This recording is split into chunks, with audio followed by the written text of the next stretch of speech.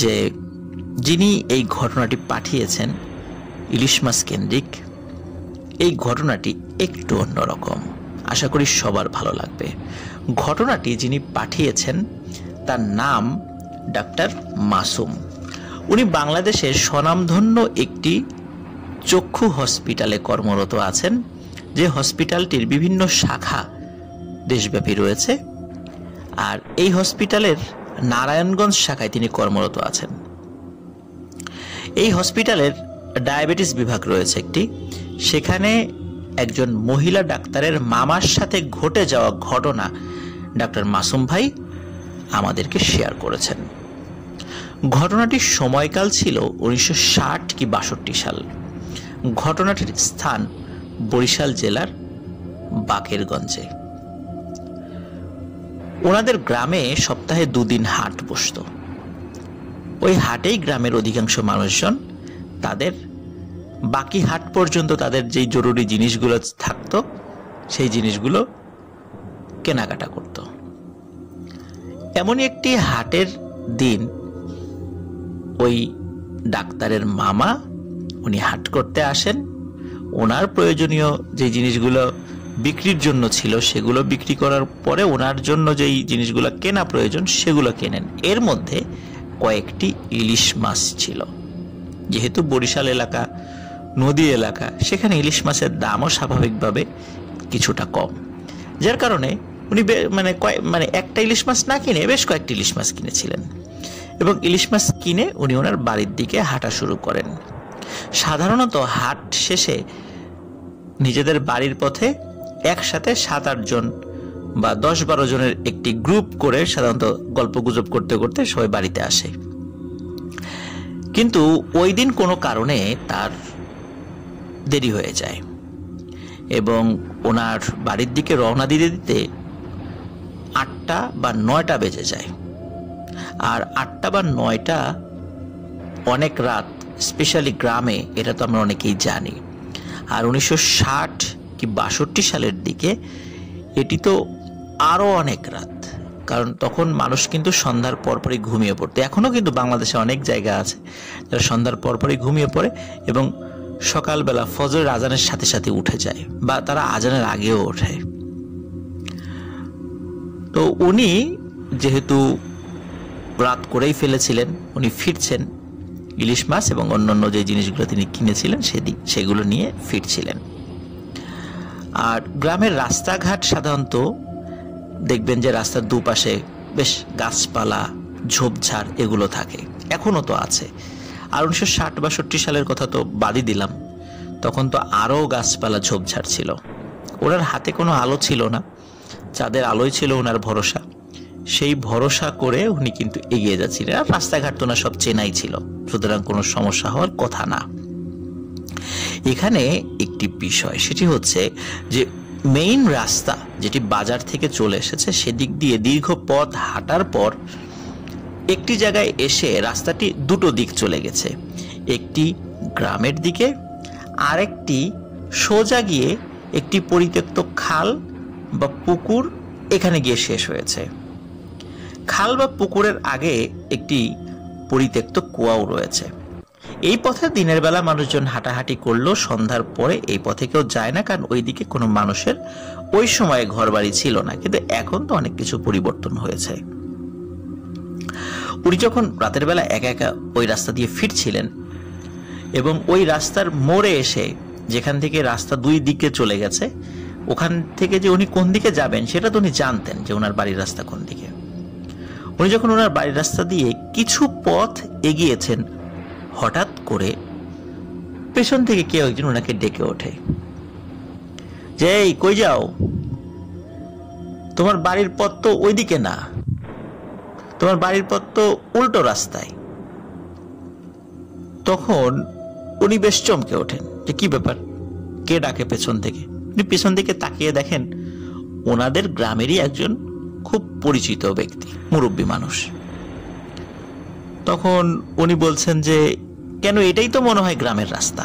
তখন ওই মুরব্বী বলে, না না, এটা গ্রামের রাস্তা না, এটা ওই যে সেই খালপাড়ে যাওয়ার রাস্তা। তখন উনি চিন্তা করেন যে কি ব্যাপার, আমি কি তাহলে ভুল রাস্তায় আসলাম রাতের বেলা, যেহেতু আলো টালো নেই। উনি চিন্তা করেন যে হতেও পারে যে আমি ভুল রাস্তায় চলে এসেছি। উনি দ্বিধাগ্রস্ত হয়ে পড়েন, যেহেতু পেছন থেকে একজন মানুষ বলছেন। এই চিন্তা করে উনি ওনার বাড়ির পথ ছেড়ে দিয়ে উনি সেই রাতের বেলা ওই পথটি ধরেন যেই পথে কোনো জনবসতি নেই এবং একটি খাল বা পুকুরের কাছে গিয়ে ওই রাস্তাটি শেষ হয়ে গেছে এবং সন্ধ্যার পরে ওই রাস্তাতে কেউ হাঁটে না। উনি সেই রাস্তা দিয়ে হাঁটতে থাকেন এবং হেঁটে যাচ্ছেন। হাঁটতে হাঁটতে উনি কিন্তু পেছনে আর একজন মানুষের হাঁটার শব্দ শুনছেন এবং পেছন দিকে মাঝে মাঝে তাকিয়েও দেখছেন এবং সত্যিই দেখছেন যে ওই যে লোকটি যিনি তাকে রাস্তা থেকে সরিয়ে এনে অন্য পথ দেখিয়ে দিয়েছেন, তিনিও হেঁটে আসছেন। কিন্তু পেছন দিকে তাকিয়ে যখন তাকে বলে যে চাচা সামনে আসেন, গল্প করতে করতে যাই, উনি আর সামনে আসেন এবং কোনো কথাও বলে না। আর সেই মামাও বেশ অবাক হন যে কি ব্যাপার, কথা বলে না কেন। যাই হোক, কয়েকবার বলার পরেও যেহেতু উনি মানে ওই মুরব্বী কোনো সারা শব্দ দেয় না, তখন ওই ডাক্তারের মামা যিনি, উনিও বেশ ওনার মানে আত্মসম্মানে লাগে যে কি ব্যাপার, এতবার বলছি উনি তো কোনো উত্তর দেয় না। যার কারণে উনি আর পরবর্তীতে কয়েকবার বলার পরে আর কোনো পিছন দিকে তাকানো নাই, আর কিছু বলেনও নাই, উনি সোজা হেঁটে যাচ্ছেন। কিন্তু উনি হাঁটার সময় কিন্তু পেছনে আরেকজন মানুষের হাঁটার শব্দ ওনার কানে স্পষ্ট ভেসে আসছিল। কিছু সময় হাঁটার পর উনি সামনে দেখেন যে রাস্তা শেষ এবং রাস্তার শেষ মাথায় সেই পুকুর বা খাল, আর এই খালের পাশেই রয়েছে একটি পরিত্যক্ত কুয়া। উনি বুঝতে পারেন উনি ভুল পথে চলে এসেছেন। উনি পেছন দিকে তাকিয়ে ওই লোকটিকে খুঁজতে থাকেন এবং তাকে বলবেন যে আমাকে ভুল রাস্তা কেন দেখাইলা। কিন্তু উনি পেছন দিকে তাকিয়ে কাউকেই দেখতে পান না। উনি হঠাৎ ফিল করেন যে কুয়ার মধ্যে কিছু শব্দ, খসখস খসখস শব্দ। উনি আসলে বুঝতে পারেন নাই যে এই কুয়াটা বা হন্টেড কিনা বা কি, এরকম কোনো কথা আসলে ওনার জানা ছিল না। উনি চিন্তা করেন কি ব্যাপার, কুয়ার মধ্যে খসখস খসখস শব্দ কিসের। উনি কৌতূহলী হয়ে কুয়োর কাছে যান এবং কুয়োর মধ্যে উকি মেরে দেখেন যে ভেতরে কি শব্দ কিসের। যদিও ওনার হাতে আলো ছিল না, কিন্তু চাঁদের আলো বেশ স্পষ্ট ছিল। উনি কুয়োর মধ্যে উকি দিয়ে দেখেন বেশ কিছু ছোট ছোট ছোট ছোট লাল লাল চোখের মতো যেগুলো জ্বলছে। এগুলো ঠিক জোড়া চোখ আর কি, অনেকগুলা, অনেক জোড়া আর কি। এগুলো কুয়ার নিচ থেকে আস্তে আস্তে উপর দিকে উঠে আসছে। ছোট ছোট মানে নিচে থাকলে তো একটু ছোট দেখা যায়, আস্তে আস্তে উপরে উঠে আসছে এবং বড় বড় আস্তে আস্তে মানে বড় হয়ে যাচ্ছে আর কি সেগুলো।